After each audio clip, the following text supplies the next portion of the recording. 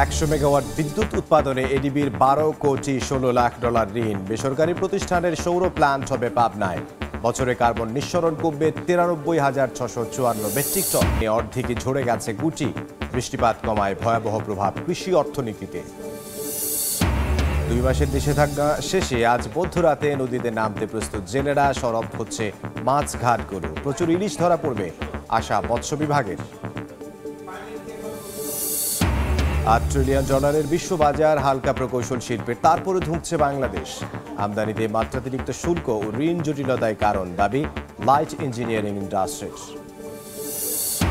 এবং স্বপ্নযাত্রায় আরেকটি মাইল ফলক। মে মাসে খুলছে চট্টগ্রামের Mohiuddin Chowdhury elevated expressway. 16 kilometre উড়াল সড়কে বন্দর কেন্দ্রিক যানজট থেকে মুক্তির আশা।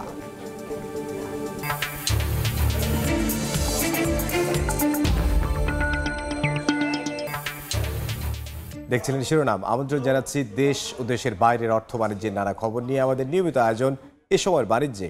আপনাদের সঙ্গে আছে আমি ইমদাদুল হক। সৌর বিদ্যুৎ উৎপাদনে একটি বেসরকারি প্রতিষ্ঠানকে 12 কোটি 15 লাখ 50 হাজার ডলার ঋণ দিয়েছে এশীয় উন্নয়ন ব্যাংক এডিবি। সকালে এই তথ্য জানিয়েছে উন্নয়ন সংস্থাটি। প্রকল্পের আওতায় প্ল্যান্ট স্থাপন করা হবে পাবনায়, যেখান থেকে বিদ্যুৎ উৎপাদন হবে 100 মেগাওয়াট। এতে বছরে কার্বন নিঃসরণ কমবে 93,654 মেট্রিক টন। 100 মেগাওয়াটের সৌর বিদ্যুৎ উৎপাদন করতে ডায়নামিক সান এনার্জি প্রাইভেট লিমিটেডের সঙ্গে 12 কোটি 15 লাখ 50 হাজারের ডলারের ঋণ চুক্তি করেছে এশীয় উন্নয়ন ব্যাংক এডিবি। এই পাওয়ার প্ল্যান্ট পাবনায় নির্মাণ করা হবে।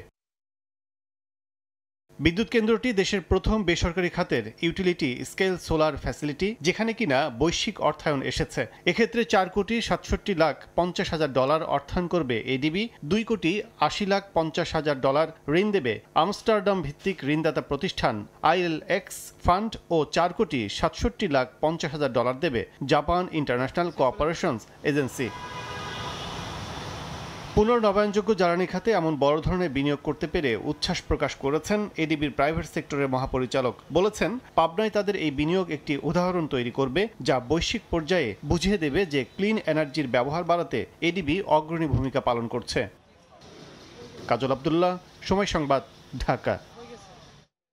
দেশের রিজার্ভ পরিস্থিতি, রাজস্ব আহরণ ও খেলাপি ঋণের বিষয়ে বাংলাদেশ ব্যাংকের কাছ থেকে তথ্য চেয়েছে আন্তর্জাতিক মুদ্রা তহবিল IMF। সোমবার বাংলাদেশ ব্যাংকের গভর্নর আব্দুর রউফ তালুকদারের সঙ্গে চলমান সিরিজ বৈঠকের মধ্যবর্তী আলোচনায় এ বিষয়ে জানতে চায় ঢাকায় সফররত IMF প্রতিনিধি দল। বিষয়টি নিশ্চিত করে কেন্দ্রীয় ব্যাংকের মুখপাত্র মেজবাউল হক সাংবাদিকদের বলেন, রিজার্ভ ও রাজস্ব আয়ের পাশাপাশি দেশের অর্থনীতির অন্যান্য বিষয় সম্পর্কে জানতে চেয়েছে দলটি। এছাড়াও ডলার রেট ও ক্রোলিং পেগের বাস্তবায়নের বিষয়ে আলোচনা হয়েছে সংস্থাটির সঙ্গে। বিষয়গুলো তারা তথ্য নিয়েছে আমাদের কাছে। এক্সচেঞ্জ রেট, আপনার রিজার্ভ, আপনার macro economic indicator, revenue collection, এই সব বিষয়েই তারা কথা বলছেন। আমরা পলিসি রেটগুলো চেঞ্জ করেছি, পলিসি রেটগুলোর কোন লেভেলে আছে, কি তার ইম্প্যাক্ট হচ্ছে, সেই যে জিনিসগুলো ওভারঅল তারা লক্ষ্য করছেন, তারা তথ্য নিচ্ছেন। সূচকের ধারাবাহিক পতনের সঙ্গে কমছে পুঁজিবাজারের মূলধন। এতে দিশেহারা বিনিয়োগকারীরা। আজও সূচকের পতনে চলছে ঢাকা স্টক এক্সচেঞ্জের লেনদেন। এই মুহূর্তে ঢাকা স্টক এক্সচেঞ্জে আছেন সহকর্মী আলতাফ হোসাইন। পুঁজিবাজারের সবশেষ খবর জানতে সরাসরি যাব তার কাছে। আলতাফ, দিন দিন আরও ধসের পথে, আরও পতনের পথেই সম্ভাবনা দেখানো দেশের পুঁজিবাজার। আমরা দেখছি টানা পতনে কিন্তু শেয়ার বাজারের সূচকের সঙ্গে সঙ্গে কমছে বাজার মূলধনও, এবং সেই কারণে কিন্তু বাজারের থেকে বিনিয়োগকারীরা কিন্তু আসলে মুখ ফিরিয়ে নিচ্ছেন। আমরা জানি যে গত কয়েক কার্যদিবসে আসলে পতনের মধ্য দিয়ে চলেছে শেয়ার বাজার। আজকের বাজারের দরের আপডেটটা যদি আপনাদেরকে একটু জানাই, আজকে এই মুহূর্তে আমরা দেখছি প্রধান যে সূচকটি সেটি 14 পয়েন্ট বেড়ে এই মুহূর্তে অবস্থান করছে 5583 পয়েন্টে। একই সঙ্গে অপর যে দুই সূচক সেই সূচকও কিছুটা বেড়েছে এবং টোটাল 53,000 শেয়ার হাত বদলে এই মুহূর্তে আমরা দেখছি 200 কোটির উপরে বাজারের টাকার অঙ্কের লেনদেন ছেড়েছে। আজকে যে সকল কোম্পানির শেয়ারের দর বেড়েছে সেই সংখ্যাটি আমরা দেখছি 145টি কোম্পানির শেয়ারের দর বেড়েছে, একই সঙ্গে কমেছে 171টি, অর্থাৎ অধিকাংশ কোম্পানি আজকে লেনদেন করা অধিকাংশ কোম্পানির শেয়ারের দর কিন্তু কমেছে বলে আমরা দেখতে পাচ্ছি। তো এভাবে কিন্তু আসলে লেনদেন চলছে, যদিও আসলে বাজারের যে অবস্থা, সার্বিক অবস্থাটা শুধুমাত্র সূচকের উত্থান এবং পতনের যে ব্যাপারটি সেটি স্বাভাবিকভাবে বাজারের একটা অবস্থা বোঝালেও সার্বিকভাবে ভিতরে কি পরিস্থিতি সেটি কিন্তু আসলে আমরা দেখছি যে দিন দিন এইটা বিনিয়োগকারীরা বলছেন যে বাজারের কিছু খারাপ কোম্পানি, ভালো কোম্পানি না আসা এবং সেই ভালো কোম্পানিগুলো বাজারে ভালো না করার ফলে দিন দিন লোকসানের পথে হাঁটায় বাজার কিন্তু আসলে উঠে দাঁড়াতে পারছে না। এই ছিল আমার কাছে থাকা শেয়ার বাজারের সর্বশেষ খবর। আলতাফ হোসাইন ঢাকা স্টক এক্সচেঞ্জ থেকে যোগ দিয়েছিলেন। জলবায়ু পরিবর্তনের অভিঘাতে রংপুর অঞ্চলে দীর্ঘ হচ্ছে খরার প্রবণতা। নেতিবাচক প্রভাব পড়েছে এই অঞ্চলের কৃষি অর্থনীতিতে। বৃষ্টিপাত কমে যাওয়ায় রোগবালাই ও সেচের কারণে ধানের দ্বিগুণ খরচ বেড়েছে চলতি বোরো মৌসুমে। শাকিল মাহমুদের ক্যামেরায় বিস্তারিত নাজমুল ইসলাম নিশাতের রিপোর্টে। এখনও ধানই রংপুর অঞ্চলের কৃষকের অন্যতম প্রধান ফসল, আর বোরো মৌসুমে দেশের চালের বড় যোগান আসে এই অঞ্চল থেকে। গেল 15 দিনে রংপুর বিভাগে সর্বোচ্চ তাপমাত্রার পারদ ছুঁয়েছে 40 ডিগ্রি সেলসিয়াসে, যা ধীরে ধীরে স্থায়ী হচ্ছে। ফলে খরার মতো প্রাকৃতিক দুর্যোগ মোকাবিলা করাই এখন কৃষকদের জন্য বড় চ্যালেঞ্জ হয়ে দাঁড়িয়েছে। বৃষ্টি কমায় রোগবালাইয়ের প্রকোপ যেমন বেড়েছে, একই সাথে প্রয়োজন হচ্ছে অতিরিক্ত সেচের। ফলে উৎপাদন ব্যয়ে এখন নাভিশ্বাস উঠেছে প্রান্তিক কৃষকদের। বিভিন্ন রকম ওষুধ হচ্ছে, পচানি হচ্ছে, তেলটা ঘন ঘন কেনা লাগতেছে, পানি দেওয়া লাগতেছে, খরচটা একটু বাড়তে এসে। কৃষক কিন্তু তারা তো কখনই পারবে না এই প্রোডাকশন কস্টের সাথে তার মিলিয়ে তাদের লাইভলিহুড করতে। গবেষকরা বলছেন জলবায়ু পরিবর্তনের সাথে সাথে নতুন নতুন জাত উদ্ভাবনে গুরুত্ব দিতে হবে, তা না হলে হুমকিতে পড়বে খাদ্য নিরাপত্তা। কিভাবে আমরা খরাতে এই ধানটা টিকে থাকবে সেই ধরনের গবেষণা করা দরকার। আমাদের গভর্নমেন্টের কিছু পলিসি লেভেলে পরিবর্তন আনতে হবে, যে আমাদের খাল বিল নদী নালাগুলো ড্রেজিং করে খুঁড়তে হবে। গবেষণা বলছে সাধারণ খরায় 15 থেকে 40%, মাঝারি খরায় 40 থেকে 70% এবং তীব্র খরায় 90% পর্যন্ত ফসলের ক্ষতির সম্ভাবনা থাকে। এই যে এত ফসল নষ্ট হচ্ছে, এত শতাংশ ফসল নষ্ট হচ্ছে, এতে কিন্তু অর্থনৈতিকভাবে কৃষকরা কিন্তু প্রভাবিত হচ্ছে, তাদের কৃষি জীবন জীবিকা সবকিছু ক্ষতিগ্রস্ত হচ্ছে।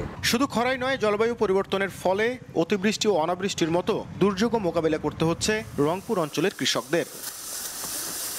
নাজমুল ইসলাম নিশাত, সময় সংবাদ, রংপুর। চলমান তাপপ্রবাহে দিনাজপুরে লিচুর ফলনে বিপর্যয় দেখা দিয়েছে। গুটি ঝরে পড়ায় ফলনের পরিমাণ নেমে এসেছে অর্ধেকে। বিস্তারিত জানবো, বিরল উপজেলার লিচু বাগানে আছেন সহকর্মী গোলাম নবী দোলাল। সরাসরি যাবো তার কাছে।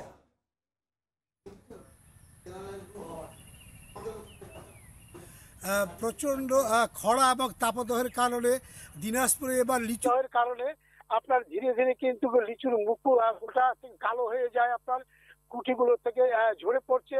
আপনি দেখেন যে এখানে যারা বাগানি তারা বলে আপনার ধীরে ধীরে কিন্তু লিচুর মুখ বোটা থেকে কালো হয়ে যায়, আপনার কুটিগুলো থেকে ঝরে পড়ছে। আপনি দেখেন যে এখানে যারা বাগানি তারা বলেছেন যে প্রতিটি মঞ্জুরিতে প্রায় 20 থেকে 25টি আপনার লিচু আসার কথা, সেখানে কিন্তু এই তাপদাহের কারণে আপনার গুটি ঝরে পড়ায় প্রায় 5 থেকে 6টি বেশি আমরা দেখছি না, এবং অনেক গাছেই কিন্তু আপনার লিচু আপনার ঝরে পড়েছে। এবং আসলে বৃষ্টির প্রকৃতির বিরূপ আচরে বাগানি এবং কৃষকরা অনেক চেষ্টা করে কিন্তু থামাতে পারছে না আপনার এই গুটি ঝরা।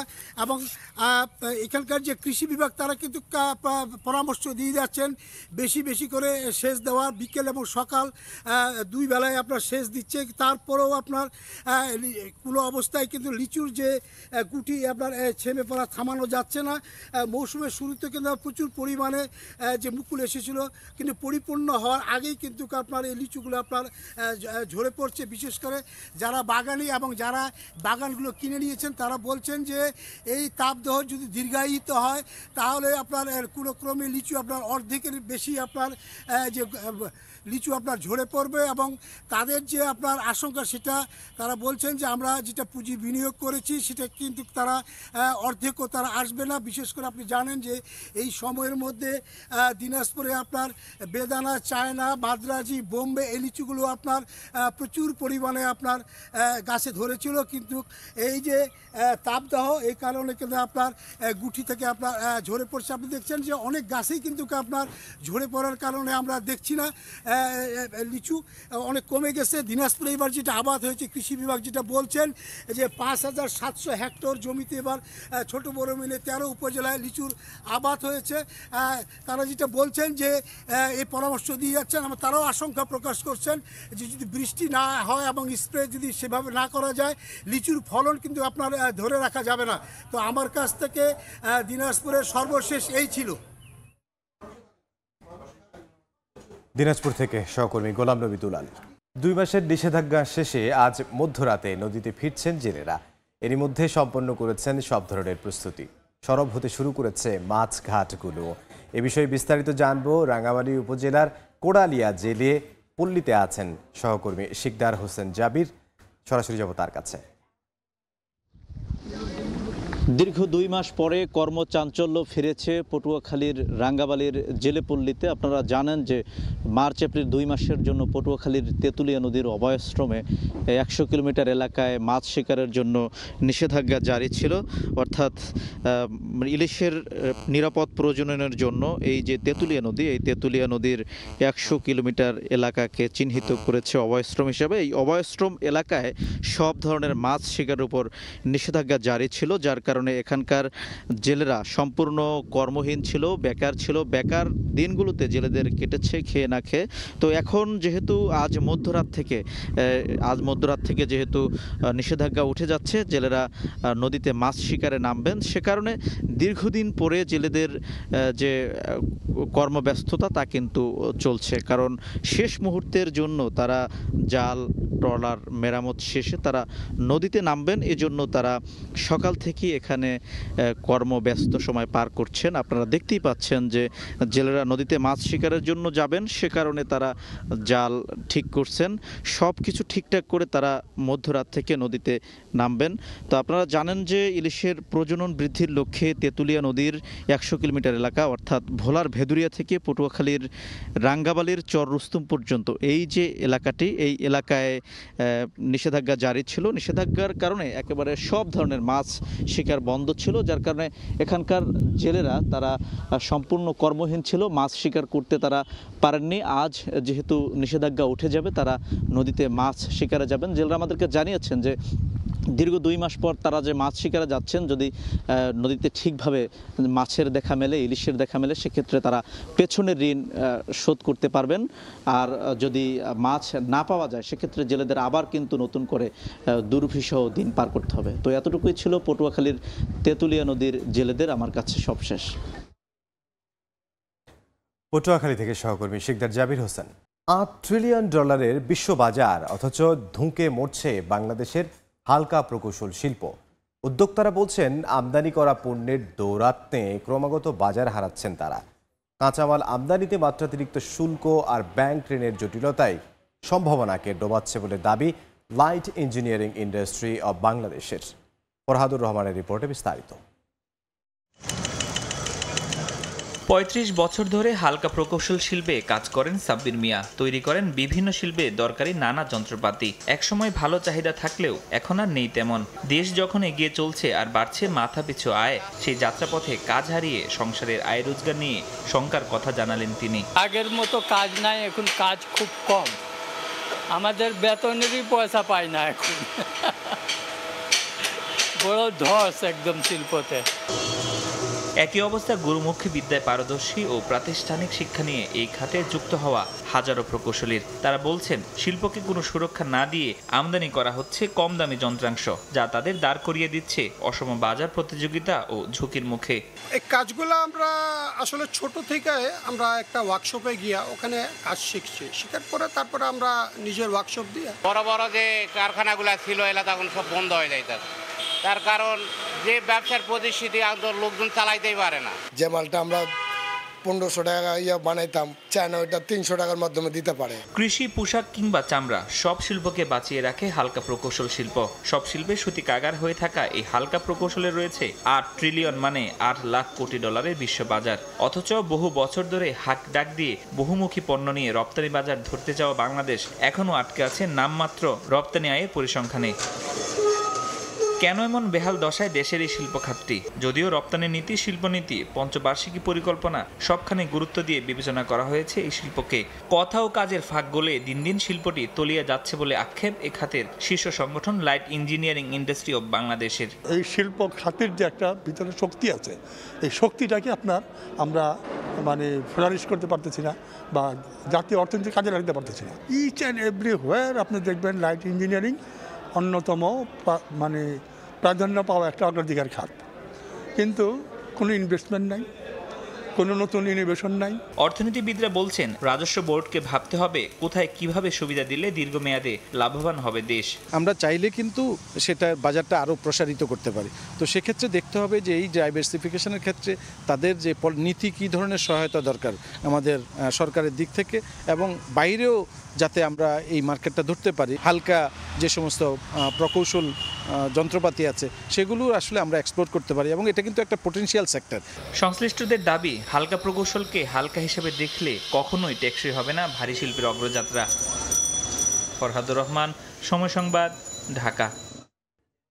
স্মার্ট বাংলাদেশ বিনির্মাণে বিটিআরসি গাইডিং ফোর্স হিসেবে কাজ করবে বলে জানিয়েছেন বিটিআরসি চেয়ারম্যান মোহাম্মদ মহিউদ্দিন আহমেদ। সোমবার আগারগাঁওয়ে বিটিআরসি বাস্তবায়িত উদ্ভাবনসমূহের শোকেসিং অনুষ্ঠানে কথা বলেন তিনি। চেয়ারম্যান বলেন, সরকার জনপ্রশাসনে কাজের গতিশীলতা, উদ্ভাবনী দক্ষতা বৃদ্ধি এবং নাগরিক সেবা প্রক্রিয়া দ্রুত ও সহজ করতে ইনোভেশনে জোর দিয়েছে। অনুষ্ঠানে 4টি বুথে ই-গভর্নেন্স ও উদ্ভাবন কর্মপরিকল্পনার অংশ হিসেবে কমিশনের বিভাগ থেকে 7টি ই-সেবা তুলে ধরা হয়। পরে উপযোগিতা মূল্যায়ন করে সেরা সেবা নির্বাচন করে বিটিআরসি। রফতানি বাজারে দেশের তৈরি পোশাক শিল্পকে এগিয়ে নিতে অ্যাক্সেসরিজ শিল্প মালিকদের সঙ্গে কাজ করতে চায় বিজিএমইএ।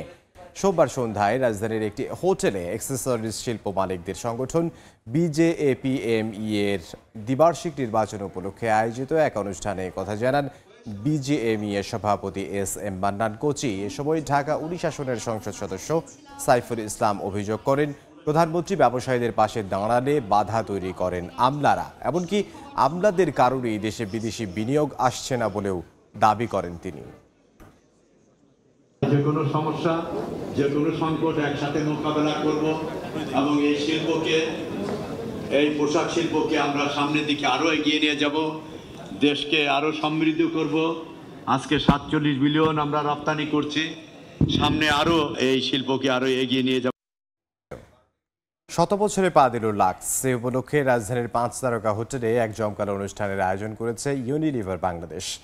অভিনয়, নৃত্য, সঙ্গীত অঙ্গনের অনেক তারকাকে দেখা গেছে অনুষ্ঠানে। এ সময় ব্র্যান্ডটি তাদের নতুন ফর্মুলার সাবান উন্মোচন করে। নতুন এই সাবান ভোক্তাদের আরও উন্নত অভিজ্ঞতা দেবে বলে আশাবাদী আয়োজকরা। 1923 সালে যাত্রা শুরু করে লাক্স। নতুনত্ব ও বৈচিত্র্য নিয়ে পণ্যটি আরও 100 বছর বাজারে থাকবে বলে আশা সংশ্লিষ্টদের।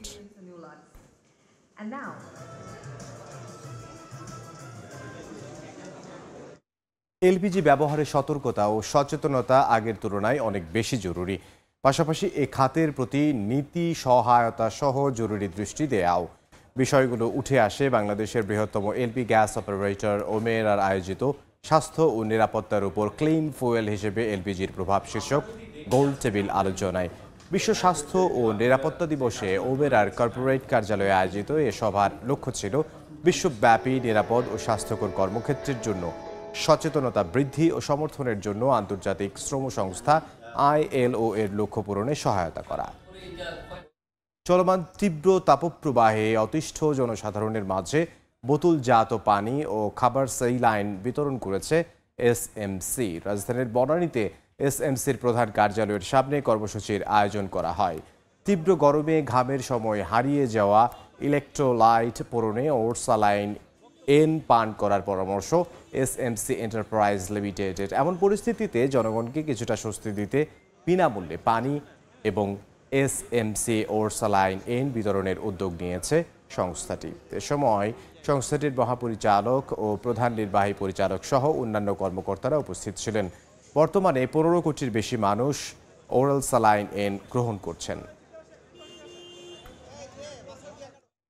বিশ্বাসে একসাথে স্লোগানকে প্রতিপাদ্য করে কক্সবাজারে অনুষ্ঠিত হয়েছে 7 ড্রিঙ্কস সিমেন্টের ডিলার কনফারেন্স। 3 দিনব্যাপী এই আয়োজনে অংশ নেন দেশের দক্ষিণ ও উত্তরবঙ্গ থেকে আসা পরিবেশকরা। ছিলেন ভারত থেকে আসা 7 ড্রিঙ্কস সিমেন্টের ইম্পোর্টার ও পরিবেশকরা। এ সময় সেরা পরিবেশকদের মাঝে বিশেষ পারফরমেন্স অ্যাওয়ার্ড দেওয়া হয়। অনুষ্ঠান শেষে হয় মনোজ্ঞ সাংস্কৃতিক অনুষ্ঠান এবং প্রীতিভোজের মাধ্যমে।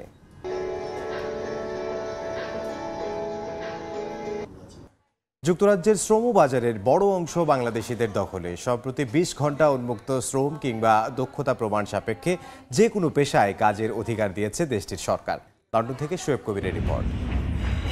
স্কিল্ড ওয়ার্কার ভিসার আওতায় যুক্তরাজ্যের শ্রমবাজারে বিরাট একটি অংশ বর্তমানে বাংলাদেশিদের দখলে। কিন্তু বিভিন্ন নিয়মের বেড়াজালে এতদিন দক্ষ কর্মীরা ছিলেন অনেকটাই অসহায়। নিয়ম ছিল একই পেশায় অতিরিক্ত 20 ঘন্টা ছাড়া আর কোথাও কাজ করা যাবে না। তবে সম্প্রতি এই নিয়মের শিকল উন্মুক্ত করেছে দেশটির সরকার।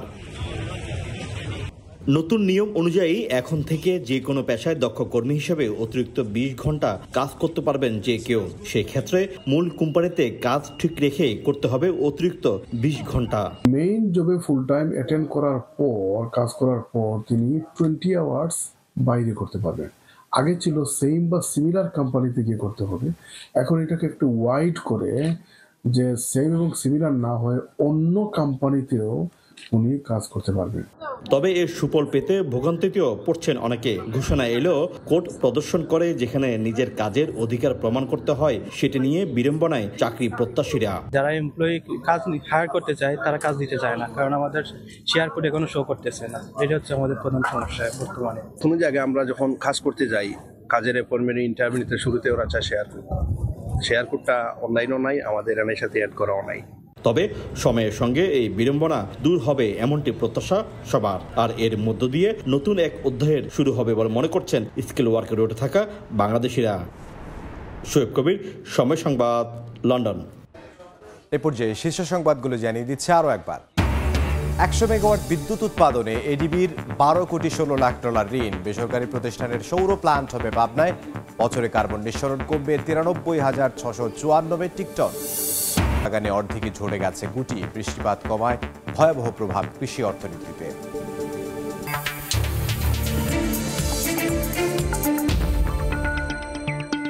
এ ছিল এই সময় বাণিজ্যে। সময় সংবাদের সঙ্গে থাকবেন সহকর্মী তোহা খান তামিম।